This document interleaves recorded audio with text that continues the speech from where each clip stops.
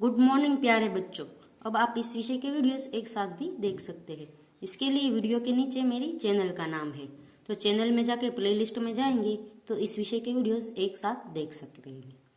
तो बच्चों, पिछले वीडियो में हम सीख रहे थे हिंदी कक्षा 8 द्वितीय सत्र का पाठ नंबर 4 लाल बहादुर शास्त्री कर्मयोगी, जिसके आगे हमने विशेषण लगाया है क्योंकि वो कर्म को ही अपना ईश्वर मानते थे और फल की आशा के बिना उसने संपूर्ण जीवन अपना कर्म करने में ही लगा दिया और कभी कभी कर्म का फल मिलता था तो वे उसकी भी उपेक्षा करते।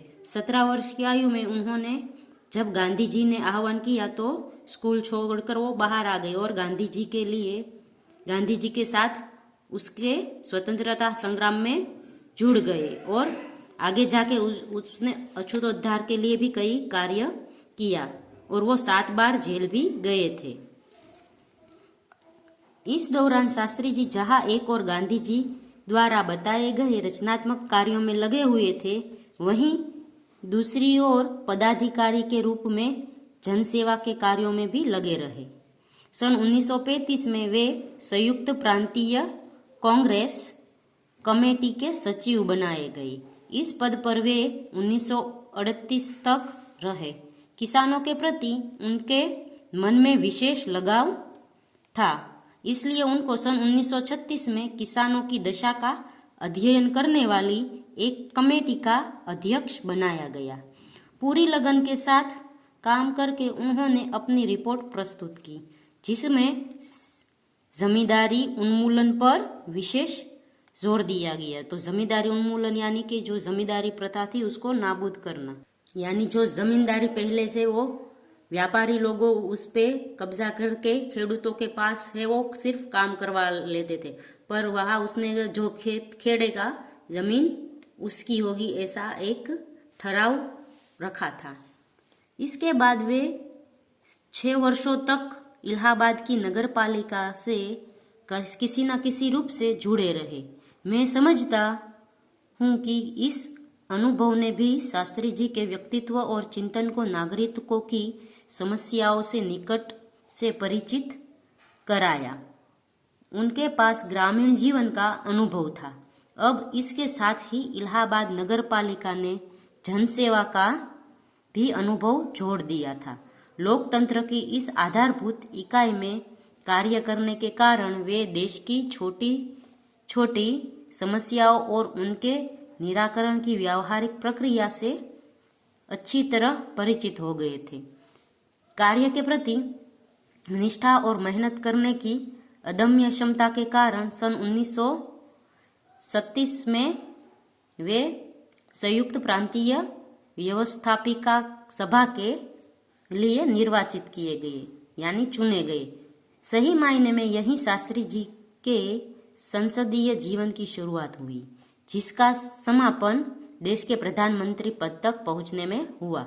शास्त्री जी को भारतीय राजनीति की इतनी सही और गहरी पकड़ थी कि श्रीमती इंदिरा गांधी जी ने उन्हें अपना राजनीतिक गुरु मानते हुए कहा था कि उन्हीं के मार्गदर्शन में मेरा राजनीतिक जीवन शुरू हुआ। देश की आज़ादी के बाद उत्तर प्रदेश तथा केंद्र सरकार में शास्त्री जी भिन्न भिन्न पदों पर रहे। उत्तर प्रदेश में उन्हें गृह मंत्री बनाया गया। बाद में पंडित नेहरू के अनुरोध पर वे केंद्र में आ गए।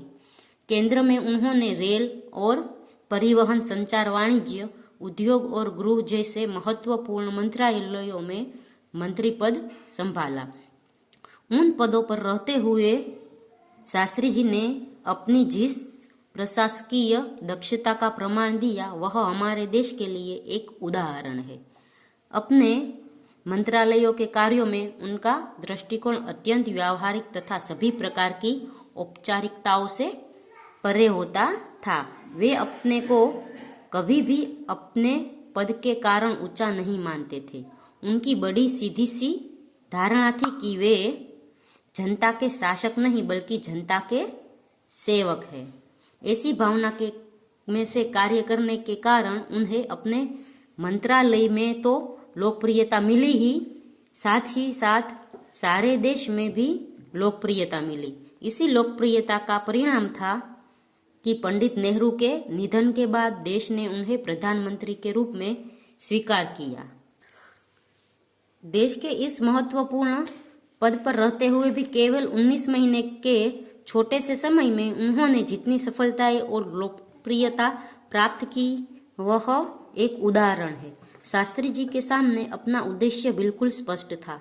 उसमें एक किसी प्रकार की धुंधलापन या भटकाव नहीं था। वे हमारे देश के अत्यंत महत्वपूर्ण पदों पर रहे और इन पदों पर रहते हुए स्वाभाविक रूप से वे अधिकार संपन्न भी थे, लेकिन उन्होंने हमेशा आत्मसंयम से काम लिया तथा अधिकारियों से अधिक कर्तव्यों को तरजीह दी, यानी प्रधानता दी। शायद इसीलिए शास्त्री जी इतने अधिक लोकप्रिय भी हो सके। उन्होंने अलीगढ़ मुस्लिम विश्वविद्यालय के दीक्षांत समारोह में 19 दिसंबर 1964 को छात्रों को संबोधित करते हुए कुछ इस तरह से विचार व्यक्त किए थे।